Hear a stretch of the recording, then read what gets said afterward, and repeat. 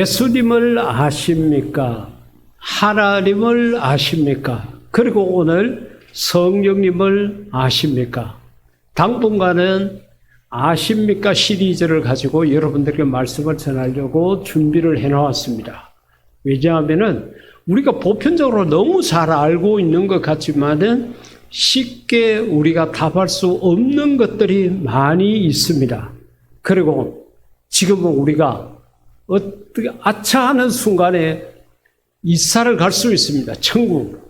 이 세상을 떠날 수 있기 때문에 다시 한번 이삿짐을 챙겨보고 점검한다는 의미에서 이런 말씀을 드리니까 여러분들이 귀담아 들으시고 알고 있는 것은 다시 한번 확인하시고 모르는 것은 새롭게 마음에 새겨서 언제든지 하나님 앞에 가더라도 믿음의 부족함이 없는 그런 성도가 되시기를 주의 이름으로 축복합니다.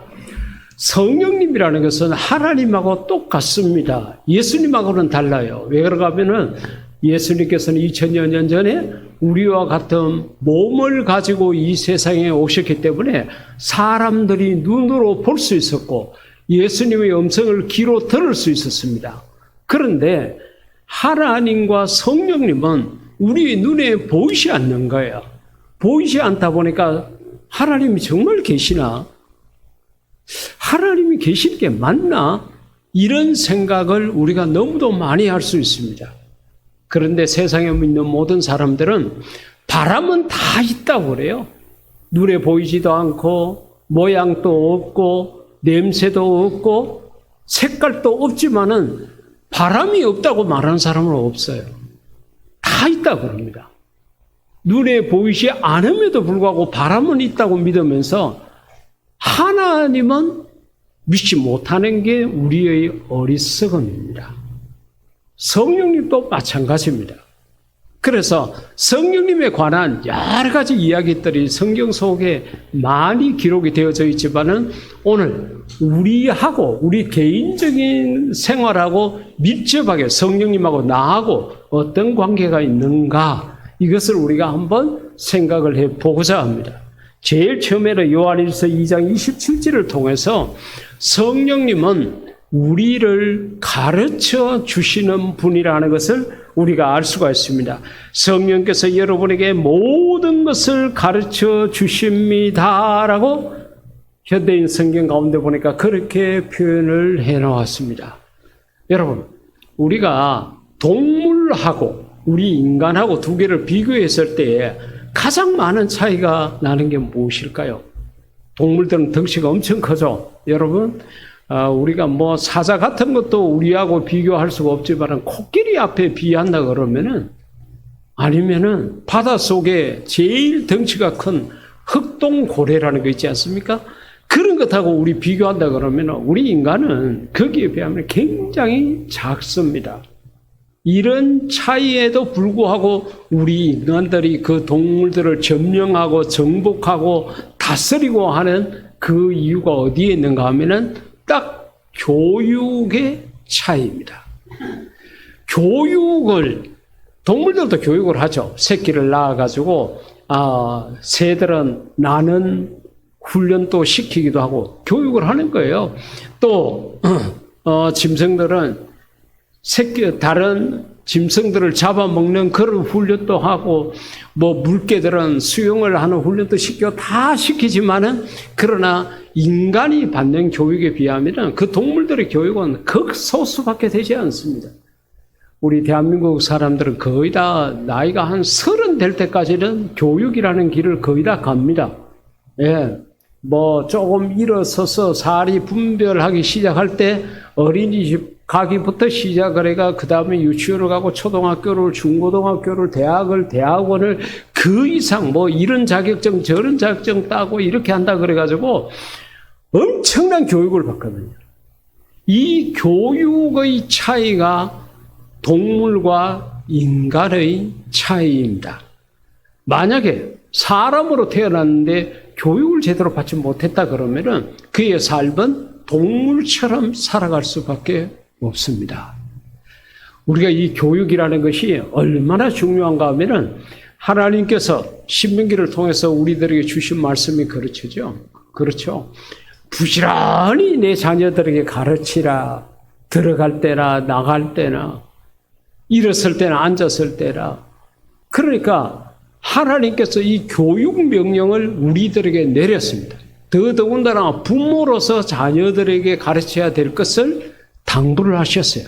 그래서 부모가 자식을 가르치는 것을 가져다가 가정교육, 한마디로 그렇게 표현할 수가 있습니다.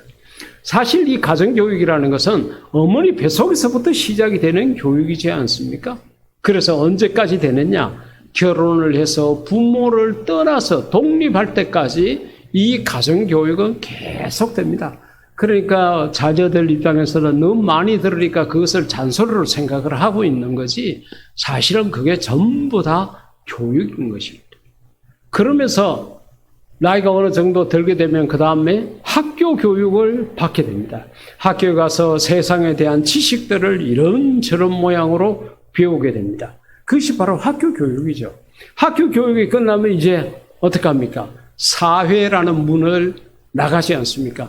내가 학교 교육을 통해서 배웠던 그 전공을 따라서 가기도 하고, 때로는 내 전공을 찾지 못하고 내가 생각지도 못한 이런저런 일자리로 가서 사회생활을 하게 됩니다.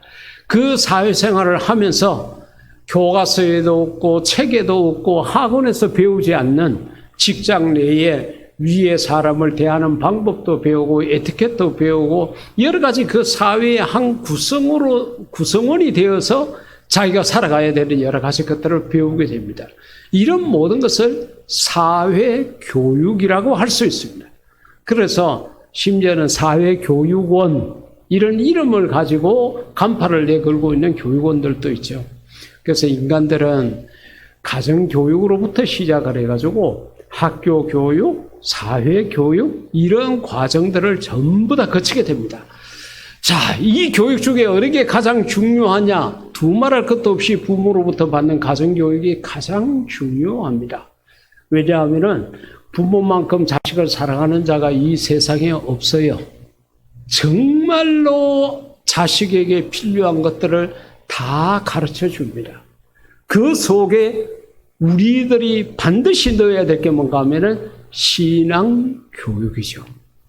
하나님에 대해 하나님을 알 수 있고 예수님을 믿을 수 있는 그 신앙교육이 가정교육이라는 이 속에 들어가야 됩니다. 아닌데 신앙교육은 교회에서 하는 건데 아닙니다. 교회는요 그저 일주일에 열심히 와봤자 일주일에 한 번, 그것도 하루가 아니잖아요. 1시간, 전부가 1시간이지 하나님의 말씀을 실제적으로 들을 수 있는 것은 불과 몇 분에 불과합니다. 그렇기 때문에 앞서 이야기한 신명기에서 하나님께서도 교회를 크게 지어가지고 거기다가 모여가지고 전부 다 교육을 시켜라 이렇게 말씀하시지 않고 집에서, 가정에서 부모가 스승이 되고 자녀가 학생이 되어가지고 부지런히 하나님 말씀을 가르치도록 했다는 거죠. 이 말씀을 그대로 믿는 오늘날 이스라엘 땅에 있는 유대인들, 그들은 세상에 아이가 태어났을 때에 엄마라는 말을 하기 전에 하나님이라는 말을 먼저 가르친다는 거죠. 완전 가정교육이라는 것이 중요한 것입니다. 그런데 우리가 부모지만은 내가 성경을 잘 모르는데, 내가 하나님 잘 모르는데, 내 믿음도 왔다 갔다 하고 쓰러졌다 넘어졌다 하는데, 이렇게 우리가 생각할 수 있고 또 현실이 그럴 수가 있습니다. 때로는 자녀보다도 못한 믿음을 부모가 가질 수도 있어요. 그런데 오늘 조금 전에 봤던 이 요한일서 말씀을 보게 되면은 성령님께서 우리의 모든 것을 가르쳐 주신다고 그랬으니까 여러분들이 성령님을 의지하시고 성령님을 믿으시기를 주의 이름으로 축복합니다. 특히 성령님께서 주식 투자하는 것을 가르치고 돈 많이 버는 것을 가르치고 가르쳐 주실 수도 있을지 모르겠습니다만은 하나님에 대해서 가르치고자 할 때에 하나님의 말씀을 가르치고 예수님에 대해서 그렇게 가르치고 할 때는 반드시 성령님께서 가르치는 자들에게 뒤에 가면 오늘 본문 말씀 속에 나옵니다마는 지식의 은사를 주시고 지혜의 은사를 주시고 가르치는 은사를 주셔서 하나님을 부족함이 없도록 예수님을 그릇되게 가르치지 않도록 성령님께서 우리를 다 가르쳐 주신다는 거예요. 그러니까 교사를 맡으신 여러분, 여러분의 지식으로 판단하지 마십시오. 여러분들의 지식으로 가르치려고 하지 말고 하나님 앞에 기도하십시오. 성령님의 도우심을 요청하십시오. 나는 부족합니다. 나도 하나님을 제대로 알지 못합니다. 나도 예수님을 제대로 모르고 나도 성경을 제대로 모릅니다. 근데 내가 가르치는 교사직을 맡았습니다. 성령님, 나를 도와주십시오. 나를 먼저 가르쳐 주십시오. 내 입술을 주관해 주십시오. 이렇게 기도하고 성령님과 더불어서 하나님의 말씀을 가르치는 그런 교사가 되기를 주의 이름으로 축복합니다. 두 번째로는 로마서 8장 26절 이하 말씀 속에서 우리를 대신해서 기도한다고 바울이 이야기를 했습니다. 성령님도 우리의 연약함을 도와주십니다. 여러분, 우리들에게는 다 연약함이 있잖아요. 예, 우리가 100% 퍼펙트하게 무엇이든지 잘하고 하는 사람은 없습니다. 이거 잘하면 저거 못하고요. 저거 못하면 이거 잘하고 각자 하나님이 우리에게 주신 달란트가 있기 때문에 그렇습니다. 근데 우리의 그 연약함을 세상은 약점으로 잡아요. 그리고 짓밟고 넘어가요. 그것을 이용하고 악용합니다. 그런데 성령님은 우리의 연약함을 도와주십니다. 할렐루야. 우리가 알지 못하는 것은 알게 하고 우리의 연약함은 강하게 하시고 우리의 지나친 부분은 말씀으로 다듬어서 하나님의 형상을 갖게 하신다는 거죠. 그래서 우리의 연약함을 도와주십니다. 그러면서 기도할 때에 우리가 어떻게 기도해야 될지 모를 때 성령님이 말할 수 없는 탄식으로, 여러분 탄식이라는 말의 뜻을 아시죠? 정말 저 하나님의 자녀가 기도해야 되는데, 저가 맡은 직분을 봤을 때 기도해야 되는데, 저가 해야 될 일을 봤을 때 마땅히 기도해야 되는데 기도 안 하는가요? 그 사실을 성령님이 안타까워하면서 성령님이 탄식하면서 우리를 위해, 기도하지 않는 나를 위해서, 기도 생활에 게으른 나를 위해서 기도해 주십니다. 성령님이요, 이렇게 고마울 수가 없죠. 이 말씀을 보면은 참 우리가 새벽을 깨우지도 못하고, 그렇다고 뭐 깨어서 일어나서 일을 앞두고 기도하지도 못하고, 일이 끝나고도 일이 진행 중에도 그저 내 힘으로 하려고 그러고 내 노력으로 하려고 그러고 다른 사람 끌어들이고 막 이렇게만 하지, 성령님의 도우심을 우리가 별로 구하지 않고 의지하지 않습니다. 그런데 성령님은 나를 위해서 기도하시는데 나의 부족함, 나의 연약함을 위해서 탄식하면서까지 우리를 위해서 기도하신다는 거야. 그렇기 때문에 우리가 내가 이렇게 기도 생활을 안 해도 되겠나, 내 스스로 생각해도 내가 참 걱정이 될 만큼 그런 마음을 가지고 있음에도 불구하고 기도를 안 했는데 이런 일도 잘 되고 저런 일에 아무런 어려움이 없고, 이런 것은 전부 다 성령님께서 우리를 위해서 기도했기 때문이라는 것을 반드시 기억하시기를 주의 이름으로 부탁드립니다. 성령님께서 우리를 위해서 대신 기도해 준다는 거예요. 지금과 같이 이렇게 어렵고 힘들 때에 우리가 정말 깨어서 기도해야 되는데 이런저런 이유들 때문에 더 기도하지 못하고 더 모이지 못하는 이런 안타까움을 가지고 있습니다.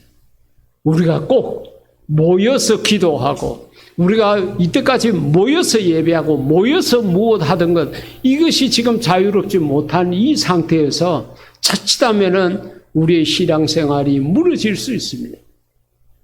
여기서 신앙의 끈을 놓쳐버리게 되면은 우리가 하나님을 만날 수 없을 경우도 생길 수 있습니다. 그러니까 여러분, 생명줄을 놓지 마십시오.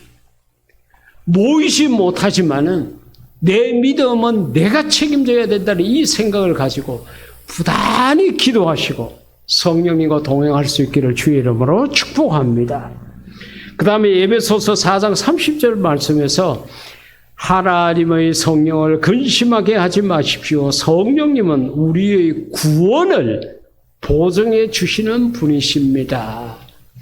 이 말은 무슨 말인가 하면요, 이런 말입니다. 우리가 이 세상을 떠나서 하나님의 심판대 앞에 섰다고 가정을 했을 때에, 자, 나는 이 세상에서 예수님을 믿어서 내가 하나님 앞에 섰기 때문에 나는 천국으로 가야 됩니다. 그랬을 때에 악하고 더러운 원수마귀가 그 옆에 서가지고 뭐라고 그러는가 하면은, 아닙니다. 저 이 목사는 간판만 목사지, 주일날만 목사지, 세상에서 나쁜 짓은 다 하고 악한 짓을 얼마나 많이 했는지 모릅니다. 내가 동영상을 다 가지고 있습니다. 하나님, 저 인간 절대로 천국 보내면 안 됩니다. 악하고 더러운 원수마귀가 그렇게 이야기를 해요.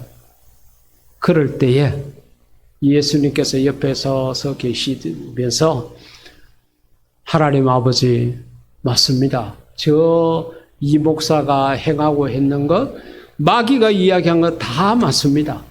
하지만은 내가 이 목사의 모든 죄를 골고다 언덕에서 십자가에서 다 피를 흘려서 내가 다 그 죄를 사하여 줬습니다.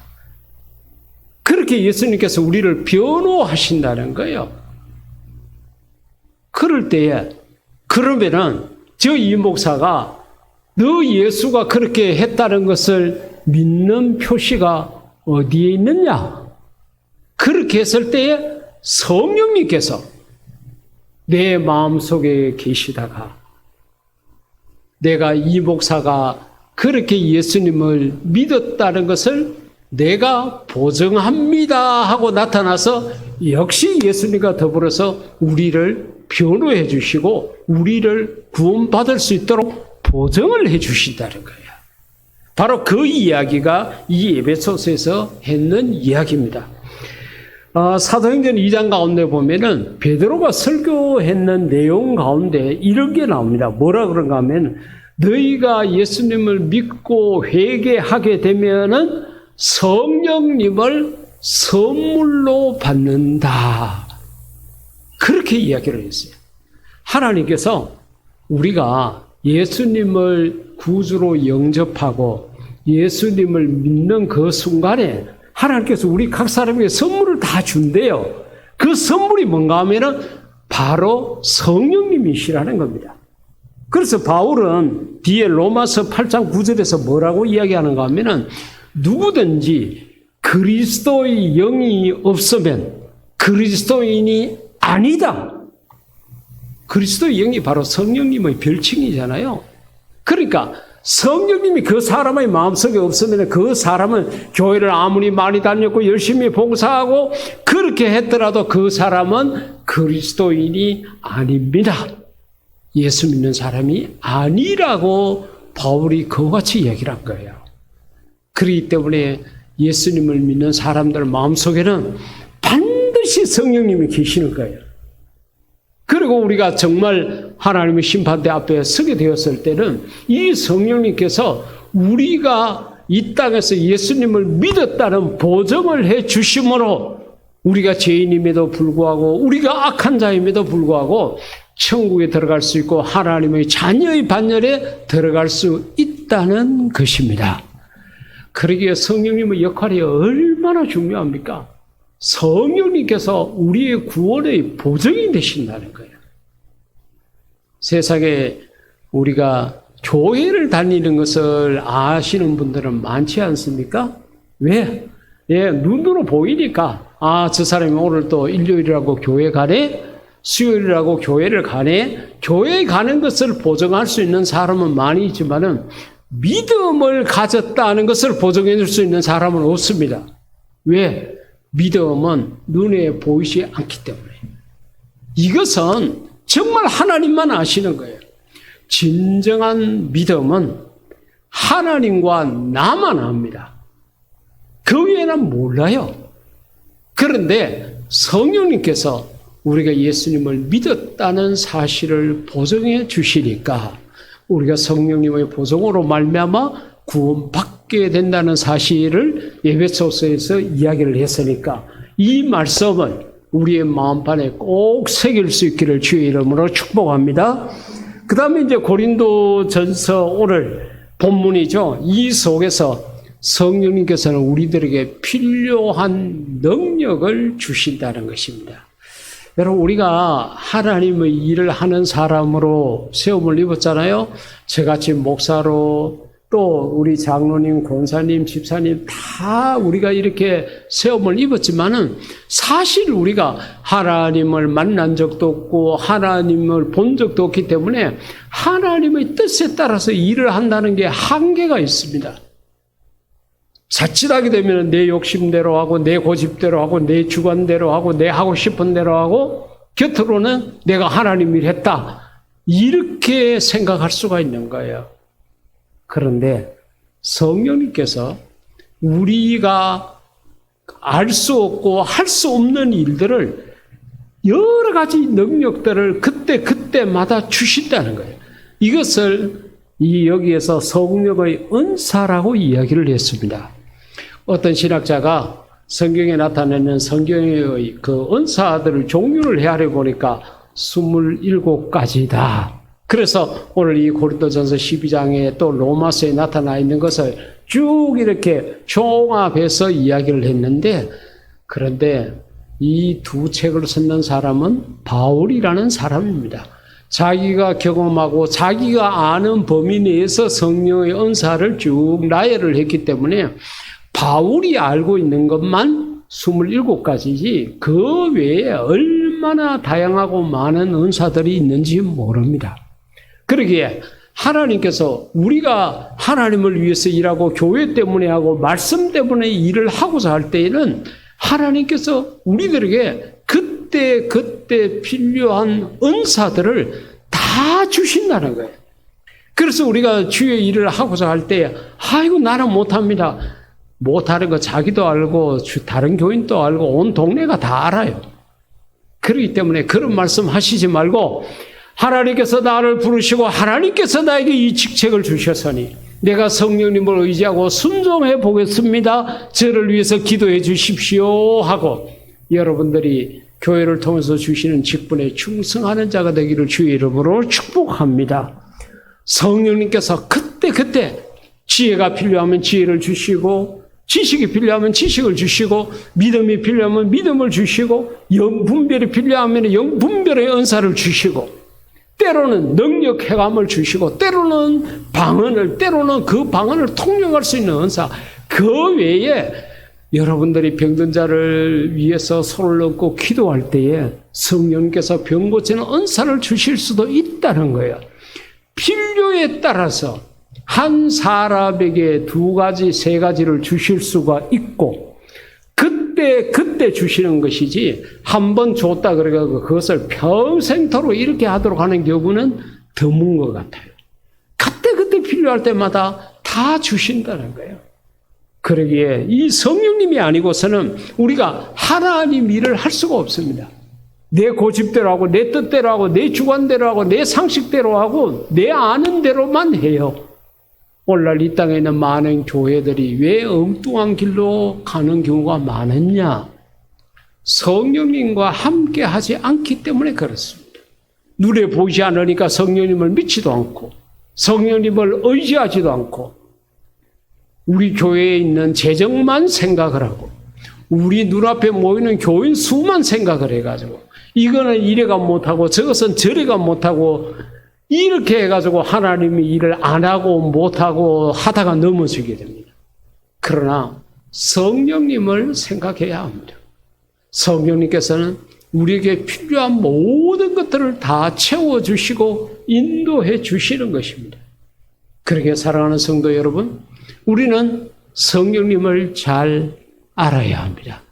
성령님께서 우리의 연약함을 도우시기도 하고 오늘 말씀드리지 않는 여러 가지 부분에 있어서 우리가 세상을 살아가다가 악한 죄의 돌뿌리를 만났을 때는 건너가게 하시고 죄악의 구렁텅이는 뛰어넘게 하셔서 우리로 하여금 하나님이 원하시는 길, 진리의 길을 가게 하시는 분이시라는 겁니다. 늘 성령님과 동행하십시오. 성령님께서 오늘 나에게 능력을 주십시오. 나에게 지혜를 주십시오. 성령님을 통해서 내가 이 일을 감당하게 해 주십시오. 늘 성령님에게 요청하십시오. 제가 오늘처럼 말씀을 선포해야 될 주일이 되게 되면 하나님 앞에 그렇게 기도를 합니다. 성령님께서 오늘 말씀을 전할 때에 저의 마음속에 함께 하셔서 기억력과 이해력, 독해력, 암기력, 응용력, 표현력, 집중력을 다하여 주시고 단정한 복장, 정확한 발음, 명쾌한 해석, 적절한 애와 밝은 눈으로 아름답게 하나님의 말씀을 능력 있고 권세 있게 전할 수 있게 해달라고 늘 그렇게 기도를 합니다. 제가 가지고 있는 이러한 지식과 능력 가지고는 하나님의 말씀을 전할 수가 없습니다. 성령님께서 함께 하시지 않으면 아무것도 할 수 없는 게 우리 믿는 자들입니다.